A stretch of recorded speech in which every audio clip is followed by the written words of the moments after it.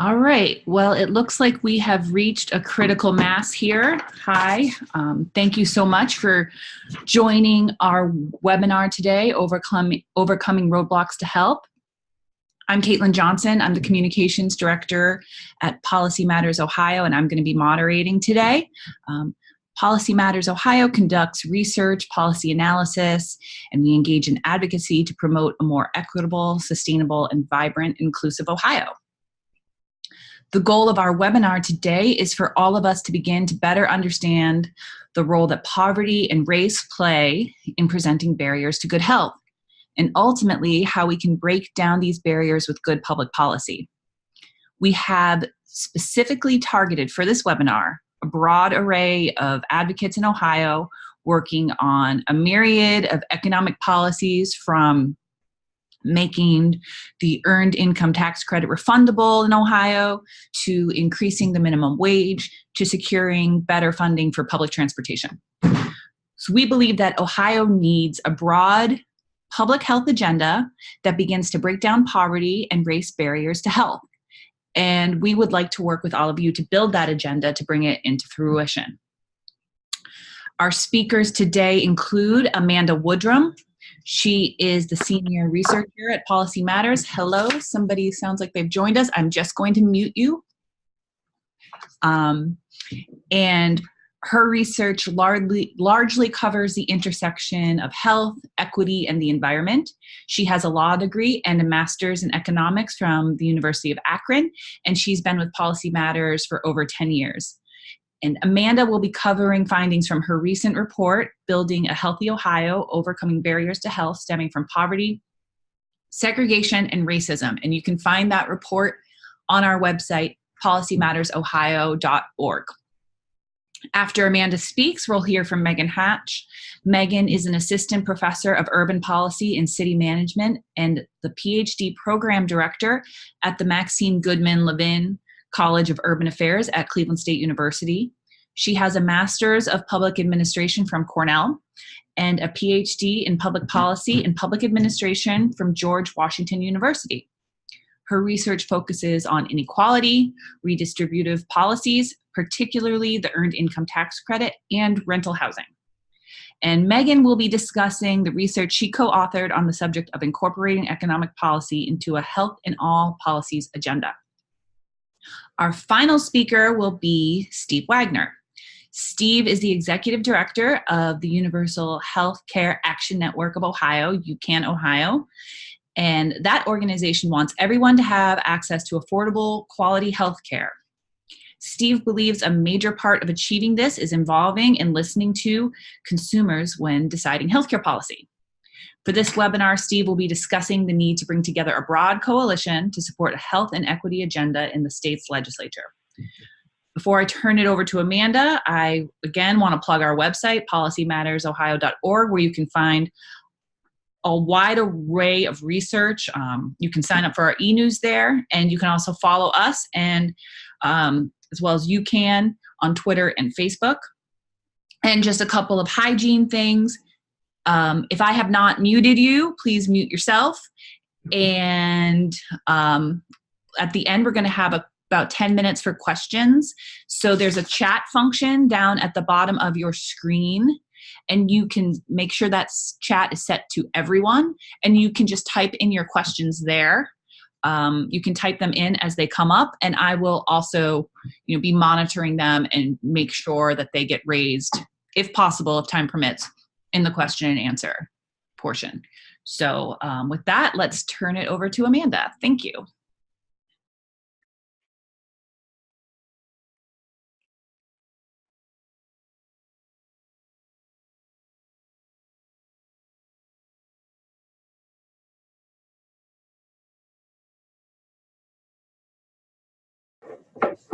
All right. Oh.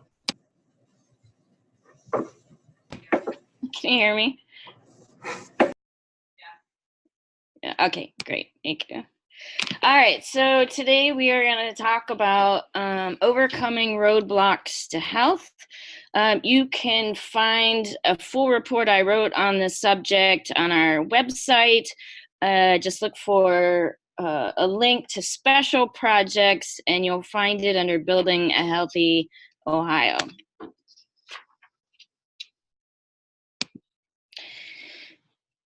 So before we really start getting into solutions on how we overcome roadblocks to health, we actually first understand the problem. Ohio ranks 44th among states for our overall well-being. Contributing factors include high rates of disease and chronic conditions, financial insecurity, poor community health, low social support, and lack of life purpose.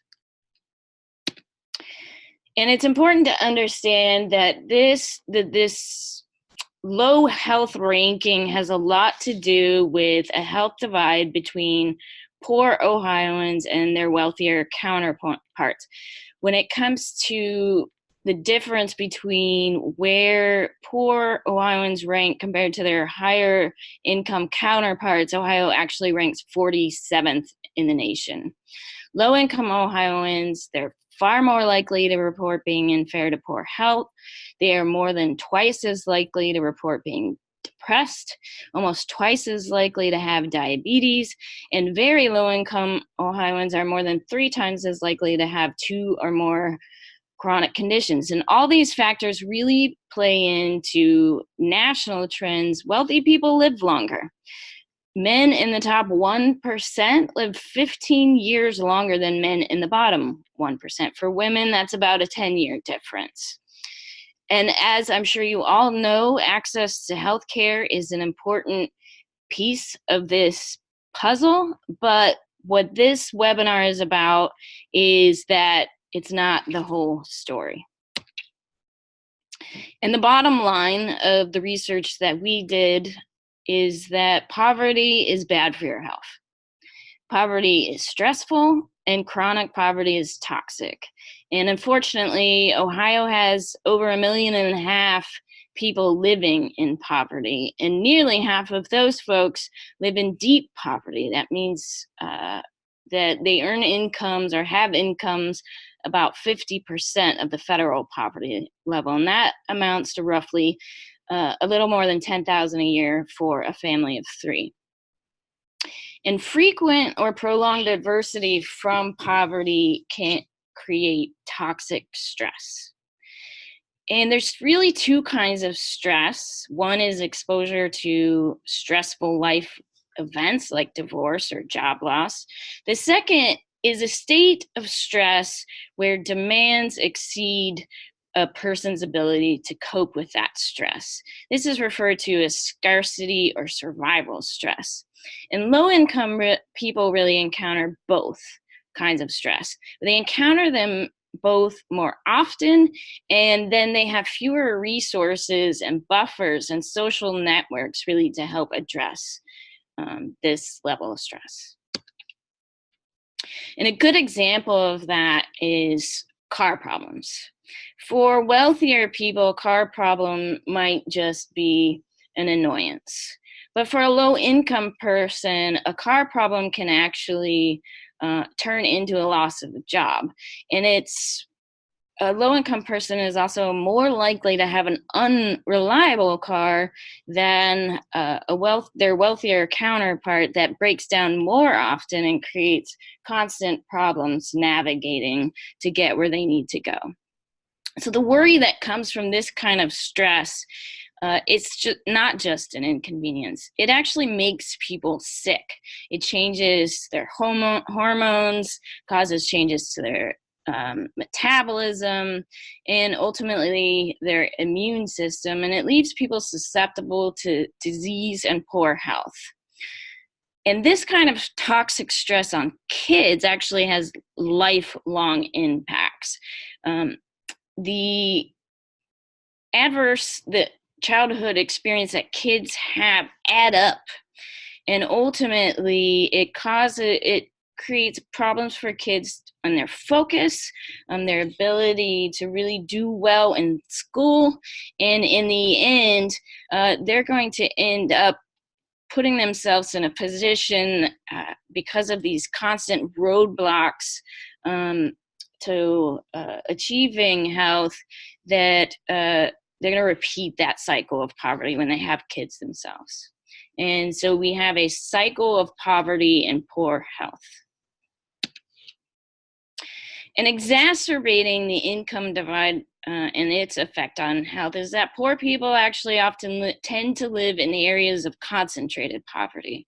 In fact, 1 in 10 Ohio neighborhoods are in areas of concentrated poverty. What this means is that 40% of residents in their neighborhood are also in poverty. And these neighborhoods are much more likely to feel unsafe. That causes stress.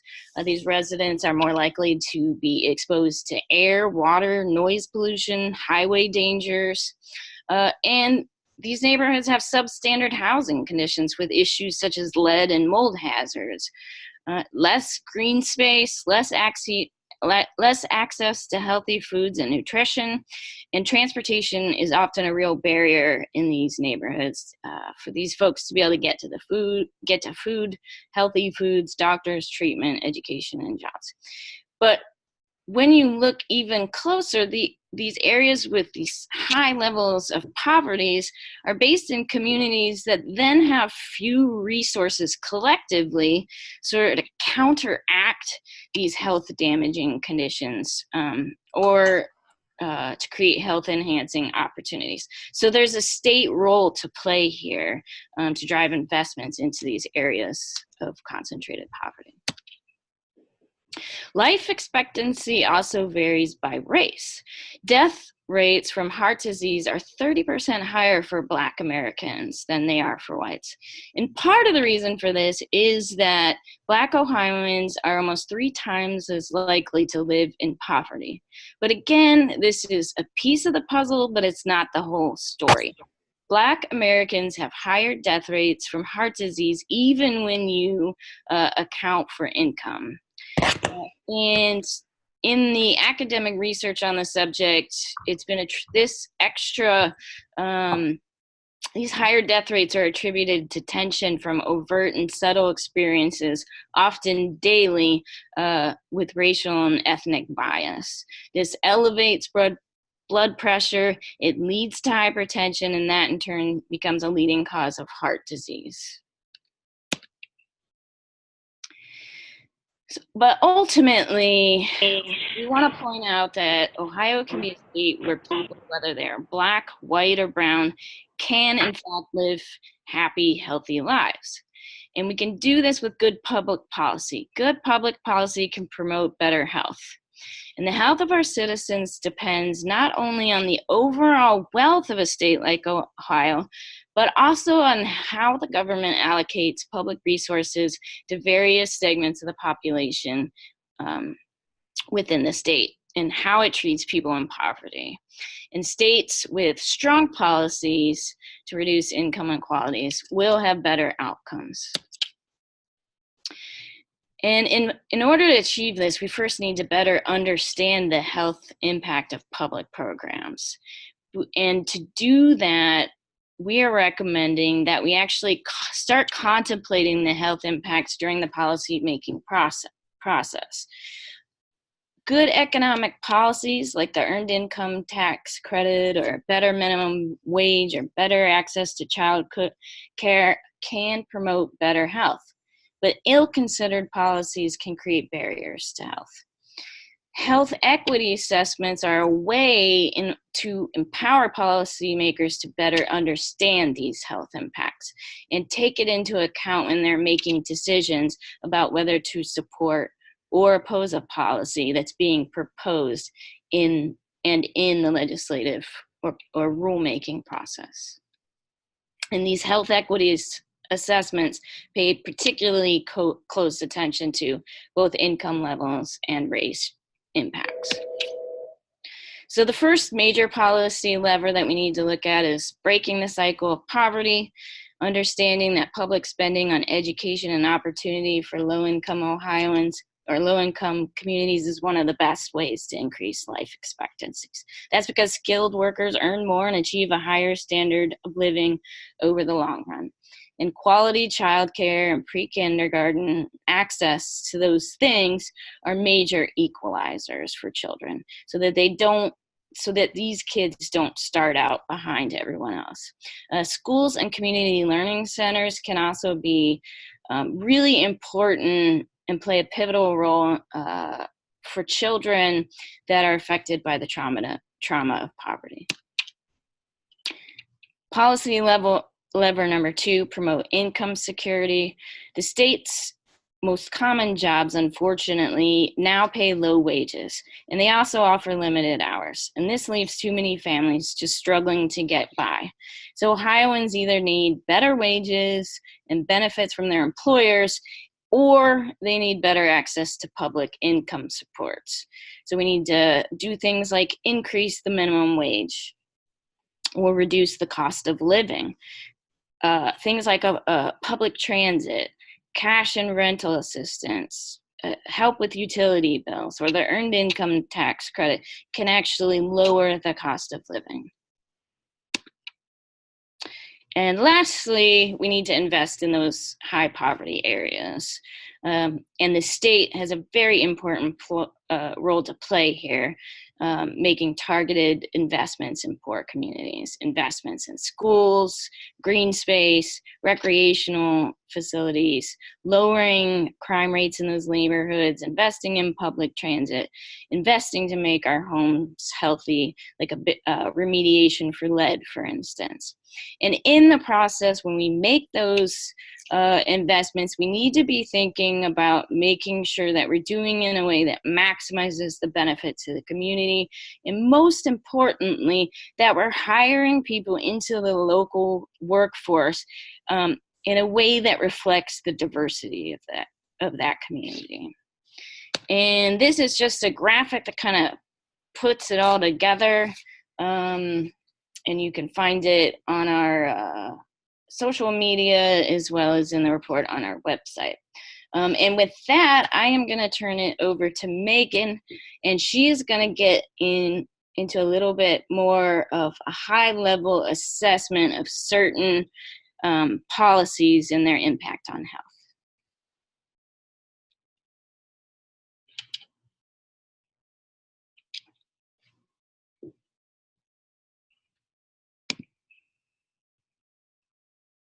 Thank you, Amanda. So I want to pick up on one of the key themes that she was just talking about, this idea that good public policy can improve public health. And so the project that I want to talk about today is looking at economic policies and the effect that they have on health. So this, oops, there we go, is part of a paper that I wrote with Elizabeth Rigby of George Washington University. It was published in Health Affairs. I know that journal can be hard to find, so if anyone is interested in the article, if you send me an email, I'm more than happy to share it with you. So this project started from the idea of thinking about the discourse on health and all policy, and how there's this awareness that even non-health policies do affect population health. So whether we're talking about access to quality rental housing or school policies, these policies have an impact on health. But yet we're not really talking about, in our discourse, about how economic policies affect health and how they affect the distribution of income, which also affects health. So Elizabeth and I started from this idea that we need more empirical evidence on the health effects of economic policy, and then incorporate that into our policy discourse and our policy debates.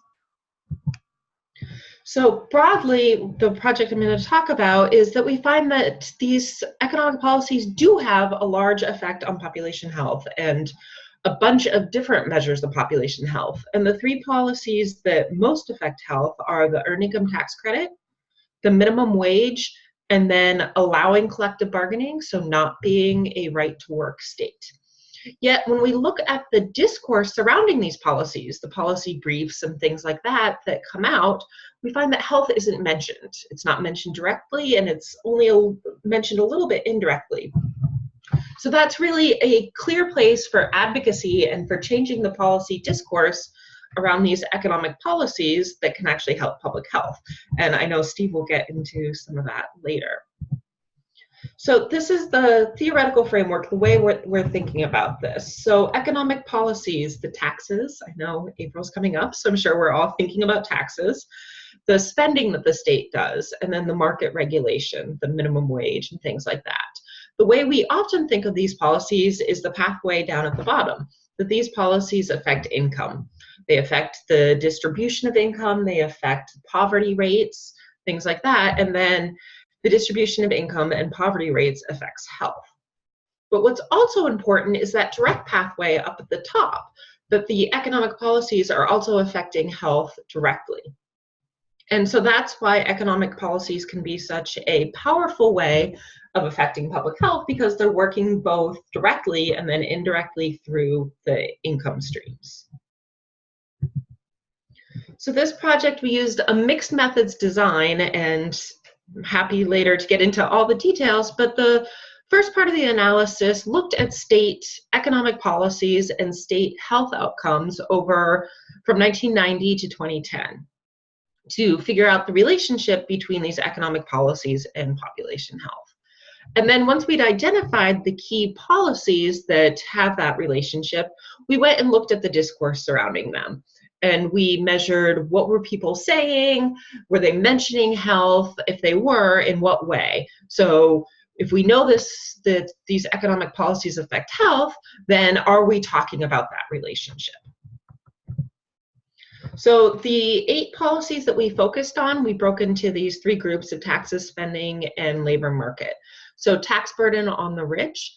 How much at the state level would someone who's making 500% of the poverty line, how much would they be taxed? Then the tax burden on the poor, which is generally a tax refund. So the major policy that goes into how much people with low incomes pay is the earned income tax credit. And that depends on whether the state has a low income or an earned income tax credit, whether it's refundable or not, will affect the tax burden on the poor. Then the corporate tax rate, the sales tax rate, if a state, sales tax rate, then we have spending on health and welfare. So how much does the state spend on health and hospitals, things like TANF?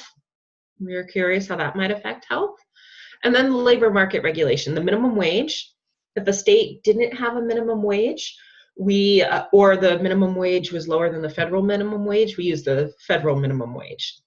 Whether the state allowed collective bargaining or it had a right to work law, and then the employer contribution to state unemployment insurance.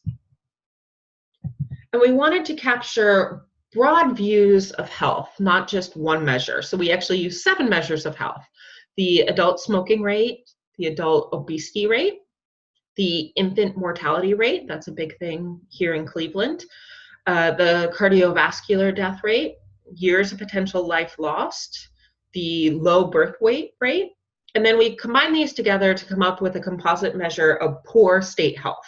So how healthy is the state in general? So what we find here is that different policies have different effects on population health.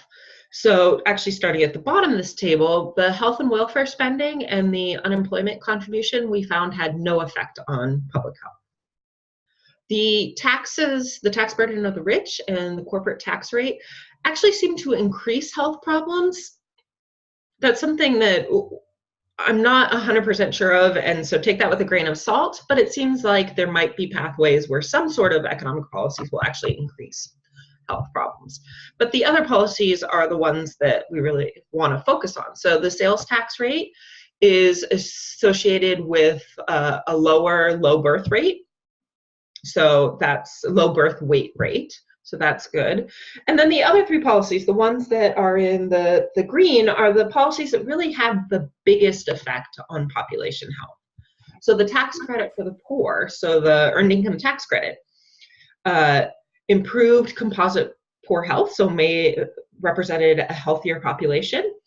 States that had a higher earned income tax credit had lower obesity rates, lower infant mortality rates, a lower rate of cardiovascular deaths, fewer years of potential life lost, and a lower rate of low birth weights.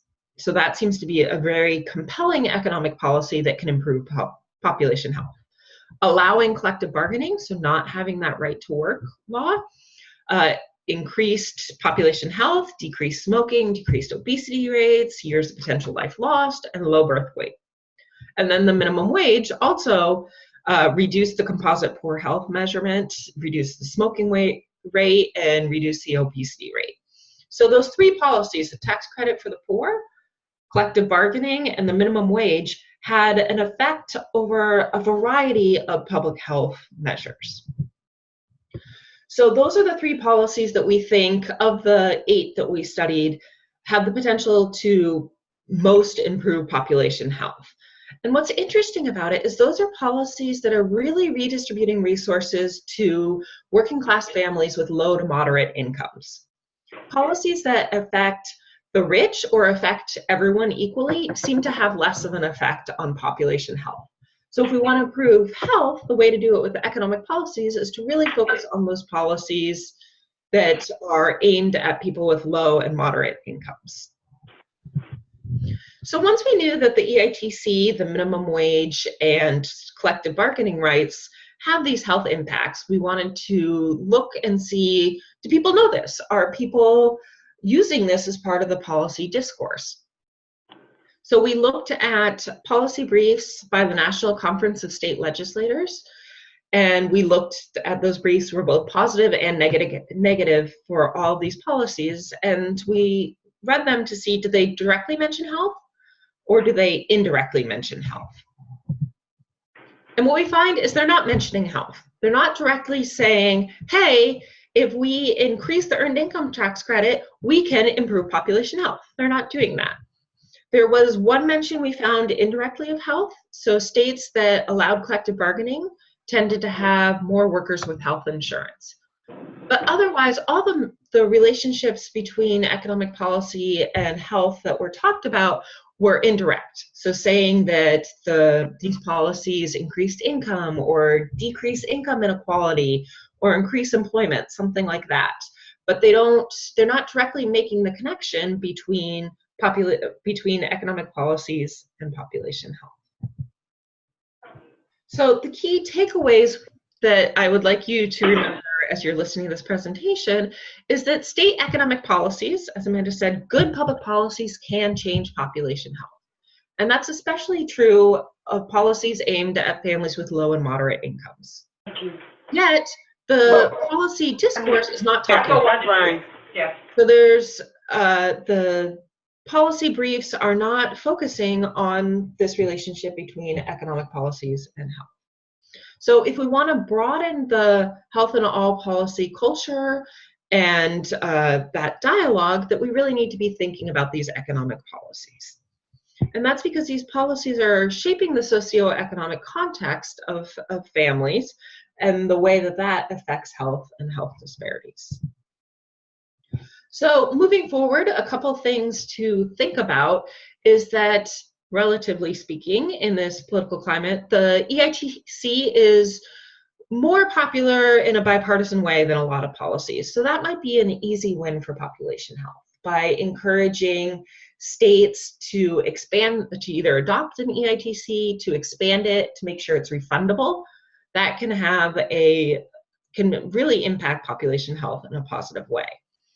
A lot of cities and states are talking about the minimum wage. It's something that we see in the policy agenda right now. So that's another place where health advocates can focus their efforts in a way that'll help population health. So the dialogue right now is not talking about the way that these economic policies affect health. So that's an opportunity.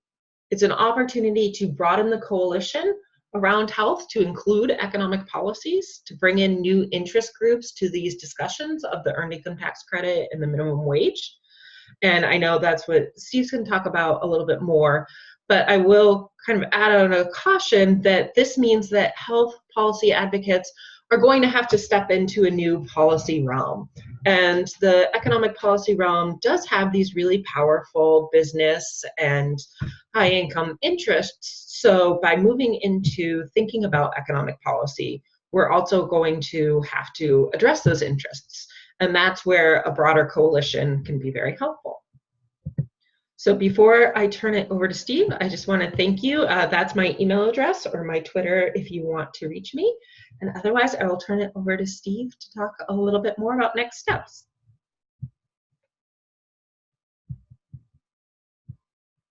Hi, this is Steve Wagner, and you can hear me. Is that correct, Caitlin?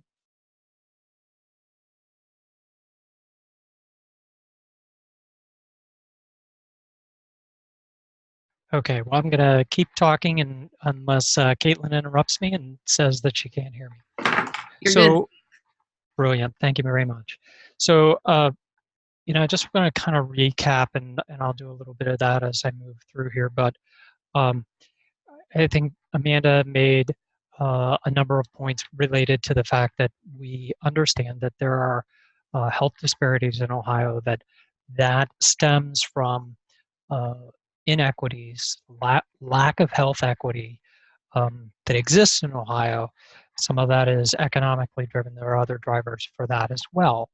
And then Megan talked about that when we think about creating policies, oftentimes we're not taking a look at what the health equity impact is, that's not an explicit part of our decision making that happens for many of the things that we end up deciding that undoubtedly have a great deal of impact on health equity and the health disparities within Ohio. So UCAN Ohio, Universal Healthcare Action Network, is really dedicated to that aspect of people having access to affordable, quality health care, and really for people to have their best opportunity at health. And we, in the way we work, believe that consumers need to be a strong component in all of the decision making that happens around health policy. And that's not simply us talking about it, but it's enabling consumers to have input directly into that decision making. So this definition on health equity comes from Health Policy Institute of Ohio's Equity Advisory Group. I think that I would like to call attention to a few things, one of which is that in order to achieve equity, we're going to have to remove those obstacles to health. Poverty being one of them, so that economic piece, but the discrimination that's occurred, the way in which people have power in decisions is also part of that as well. And then, as I think was talked about by both the previous speakers, there are the issues of lack of access to good jobs with fair pay, there's housing, there's safe environments. All of this really impacts on health equity, and those are things that are very broad. It's the social determinants. And so as we want to have health equity, we're going to have to pay attention to a lot of different areas more than simply the delivery of healthcare. So what do we have in equity in Ohio? We talk about that we have, I know we focused a little bit on race and ethnicity, but Ohio also has inequities that occur because of geography, ability, so your mobility issues, other issues associated with the way in which you're able to interact with your environment, sexual orientation and gender identity, and certainly language.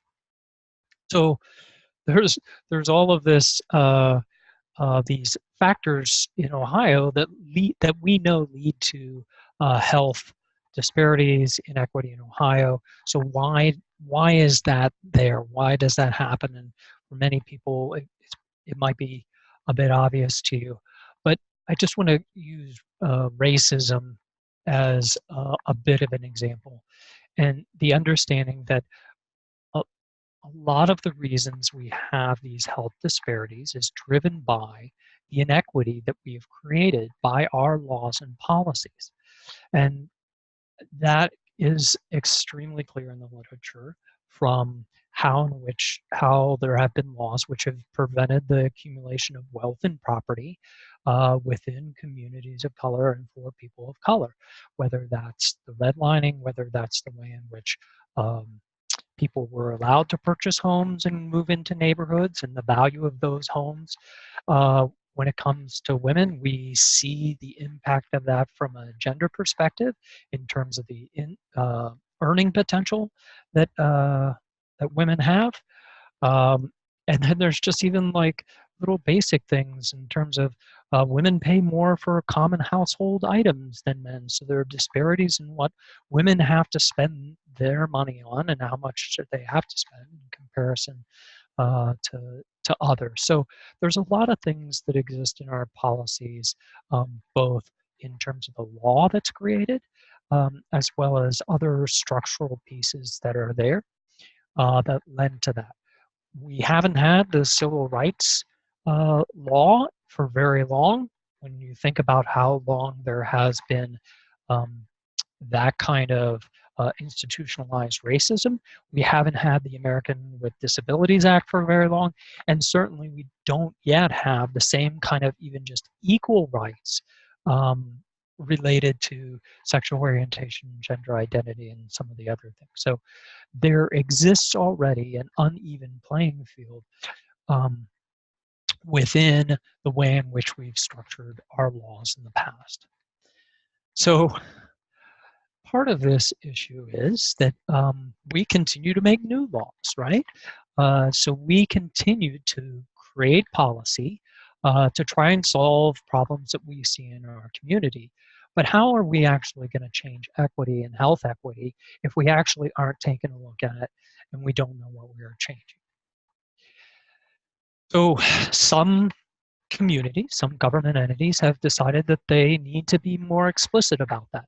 So Multnomah County, which is the county around Portland, Oregon, the city of Seattle, the GARE is the Government Alliance for Racial Equity, all have worked towards thinking about racial equity tools and how there can be an explicit process as policies are developed about looking at what the racial equity impact should be or other equity impacts. And so they are actually taking a look at how explicitly making decisions that are fully informed by the equity impacts. Another piece to Ohio is that the Ohio Public Health Association is advocating that we in Ohio do that for some of the major statewide policy decisions that there are. There was a bill introduced, sponsored by Senator Tavares and others, that would have required LSC, the Legislative Service Commission, to produce health impact statements for bills, require state agencies on rules to take a look at the health equity impact, and also to create a health and equity in all policies board. Now, that's important because by inserting that into the systems that we already have for considering the promulgation of new policies, it becomes an explicit part of this, right? So just as the Legislative Service Commission is already doing things such as preparing fiscal notes or local impact statements, this would make this part of the real legislative process by an entity that is tasked with helping to advise legislators all the time. What's important, and shout out to Rob Moore for identifying this to me, LSC actually has the ability to produce that kind of analysis right now at the request of a member of the General Assembly. So you see in the second bullet that members of the General Assembly can ask for research on things that would help to inform them in their consideration of legislation. So legislators right now could ask, can you take a look at how this bill would impact differentially based on race, gender, and geography in Ohio, excuse me, or otherwise. So I guess I'm putting out there that we are not going to solve health equity without a very deliberate look at how we are creating the law that is going to help to shape and add to the existing um, body of law that determines how we make wealth, how people can accumulate, how we have access to services, whether that's transportation or healthcare, until we look at what the real explicit outcome is in terms of health equity for our laws, we are not going to really make true differences in that. We will just be simply walking around with blindfolds, hoping that we're doing the right things. So I'm putting out there, and I'll tell you that I know that OPHA is continuing to work on trying to see if they can move for that legislation. There's considerations about how we might develop a tool in advance for that.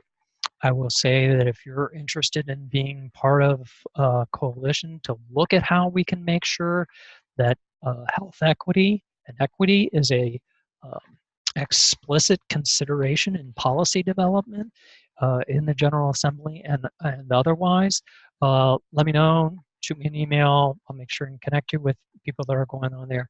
And I'm really actively trying to identify people who can both help to evaluate whether that tool is a good tool and appropriate and help to lend their support for the tool, but also those that are going to support the product from the use of that tool and help to inform legislators about how important that consideration is. So I'll leave it with that and turn it back to Caitlin. All right, thanks, Steve. So I guess I'll kick us off with a question, although you described some of them. So what do you think the next concrete steps should be of the folks who are on this webinar now? So this is Steve. I would say that the real concrete steps are deciding whether you and your organization are in terms of being supportive of making sure that equity is a consideration in all policies. Or, is that something, that very direct, explicit examination, is that something that your organization can be supportive of, whether in terms of supporting a tool or even more so being able to support the products that come from that tool. And so an actual action step after that, or just your interest, is contacting me. Certainly you can make a contact as well over to OPHA, but we're going to continue to try and move this forward. That's great. So as I mentioned before, if anybody has questions, please type them into the chat box. However, since I haven't seen any questions pop up yet, if you would like to just go ahead and fire away, or Amanda, did you have something? Yeah, I just wanted to add something to what Steve said. I think, the health equity assessment and sort of enacting it as a tool in the policy-making process is just a beginning to actually achieving health equity. And I have an interest over the long run in building out a coalition that's interested in formulating a very broad-based public health agenda that then, I think working together, we can break down poverty and raise barriers to health. So I think the health equity assessment is step one in the process of building a bigger public health agenda. Awesome. So if you have a question, you can go ahead and type it in the chat function, or you can just take yourself off mute and ask it.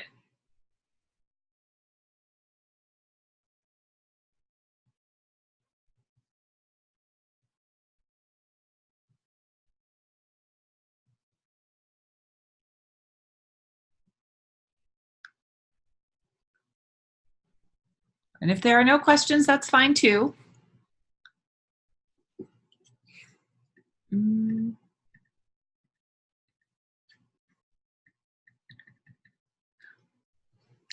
Going once.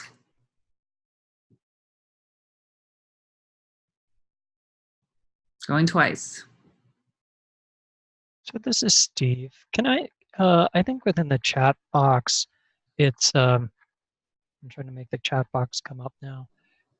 Is it possible for people to raise their hands if they are interested in a health and equity agenda? I don't see a raise hand function, but maybe somebody could type in yes in the chat box. It's there at the bottom of your screen. There's like a little chat bubble.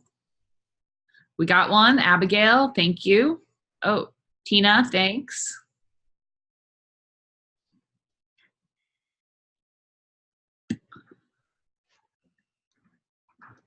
Oh, there's Steve. Hi.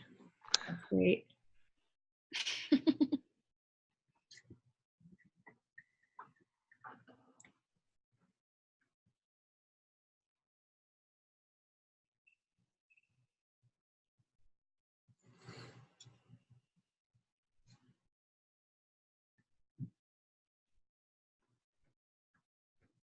Okay.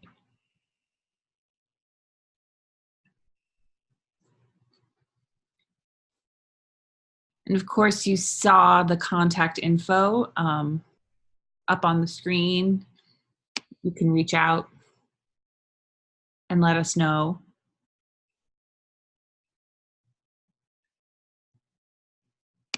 Anyone else? All right. Well, I think if there are no questions, we can wrap this up if that's okay with you, Amanda. Yep. Everyone just got an extra 10 minutes back to the life. You're welcome. All right. Well, thank you so much for joining us. Don't forget to check out the info on our website and stay tuned for more details about how we can break down barriers to health together. Have a great weekend.